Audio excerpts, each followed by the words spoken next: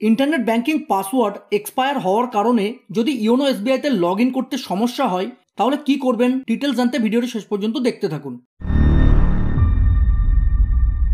YONO এসবিআইতে user name password বা MPIN দিয়ে log in করার সময় যদি এরকম পপ আপ মেসেজ আসে তাহলে বুঝবেন আপনার SBI internet banking password expire হয়ে গিয়েছে। এক্ষেত্রে লগ ইন করার জন্য আপনাকে পাসওয়ার্ড চেঞ্জ করতে হবে। পাসওয়ার্ড এক্সপায়ার বিভিন্ন কারণে হতে পারে, বিশেষ করে অনেকদিন পাসওয়ার্ড চেঞ্জ না করলে সিকিউরিটির কারণে এটি হয়। যাই হোক, পাসওয়ার্ড চেঞ্জ করার জন্য চেঞ্জ নাওতে ট্যাপ করবেন। এখানে পুরনো পাসওয়ার্ড দিয়ে নেক্সট করলেই পাসওয়ার্ড চেঞ্জ করার জন্য অপশন পেয়ে যাবেন। আপনি যদি বারবার ভুল পাসওয়ার্ড দিয়ে ট্রাই করেন তাহলে কিন্তু কিছুক্ষণের জন্য ইওনো এসবিআই লকড হয়ে যেতে পারে। পাসওয়ার্ড ভুলে গেলে আপনাকে পাসওয়ার্ড রিসেট করতে হবে। এই ভিডিওতে আমি পাসওয়ার্ড রিসেট করে দেখাবো। রিসেট করার জন্য ফরগট পাসওয়ার্ডে ট্যাপ করবেন। এখানে আপনি দুটি অপশন পাবেন, হয় আপনি ইন্টারনেট ব্যাংকিং ইউজার নেম ও ইন্টারনেট ব্যাংকিং প্রোফাইল পাসওয়ার্ডের মাধ্যমে, কিংবা এটিএম কার্ড নম্বর ও এটিএম পিন মানে এটিএম থেকে টাকা তোলার সময় যে পিন ইউজ করেন তার মাধ্যমে পাসওয়ার্ড রিসেট করতে পারবেন। আপনি যদি ইউজার নেম ভুলে গিয়ে থাকেন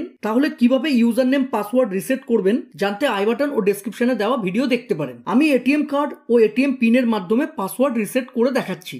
এর জন্য এখানে এটিএম কার্ড নাম্বার ও নিচে এটিএম পিন দিয়ে নেক্সট করবেন। এটিএম কার্ড নাম্বার এটিএম কার্ডের উপর পেয়ে যাবেন। প্রথমে একটি স্ট্রং পাসওয়ার্ড বানিয়ে নেবেন। পাসওয়ার্ড কেমন হবে তার ব্যাপারে এখানে বলা আছে। পাসওয়ার্ড 8 থেকে 20টি ক্যারেক্টারের মধ্যে হতে হবে। পাসওয়ার্ডের মধ্যে অন্তত একটি অ্যালফাবেট মানে A to Z ও অন্তত একটি ডিজিট মানে 0 থেকে 9 এবং অন্তত একটি স্পেশাল ক্যারেক্টার যেমন @, অ্যান্ড ইত্যাদি থাকতে হবে। কয়েকটি এক্সাম্পল পাশে দিয়ে দিলাম। প্রথমে পাসওয়ার্ডটি এখানে দিয়ে দেবেন। আই সিম্বলে ট্যাপ করে কি পাসওয়ার্ড দিলেন দেখতে পারেন। নিচে পাসওয়ার্ডটি আরেকবার দিয়ে কনফার্ম করবেন। মোবাইলে আসা ওটিপি এখানে দিয়ে সাবমিট করবেন। ওটিপি না এলে রিসেন্ট ওটিপিতে ট্যাপ করবেন। এটুকু করলেই পাসওয়ার্ড সাকসেসফুলি রিসেট হয়ে যাবে।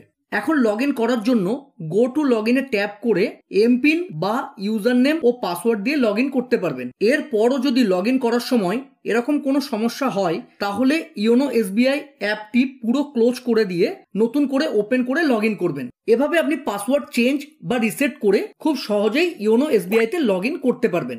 যদি আপনি পেটিএম এ নতুন অ্যাকাউন্ট তৈরি করতে চান কিভাবে করবেন জানতে এই ভিডিওটি দেখতে পারেন। ভিডিও ভালো লাগলে প্লিজ চ্যানেলটিকে লাইক, শেয়ার ও সাবস্ক্রাইব করে সাপোর্ট করবেন। ধন্যবাদ।